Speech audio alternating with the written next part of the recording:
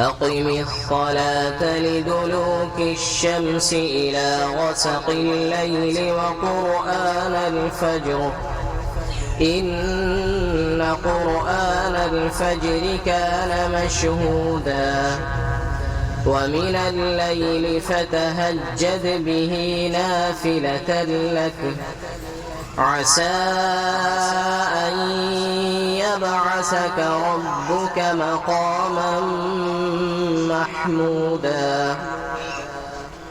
وقل رب أدخلني مدخل صدق وأخرجني مخرج صدق واجعل لي من لدنك سلطانا نصيرا وقل جاء الحق وزهق الباطل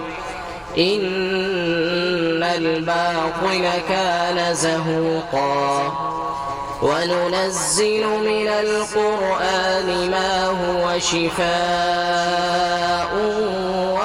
ورحمة للمؤمنين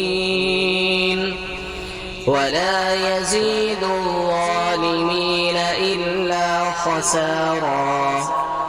وإذا أنعمنا على الإنسان أعرض ونأى بجانبه وإذا مسه الشر كان يئوسا قل كل يعمل على شاكلته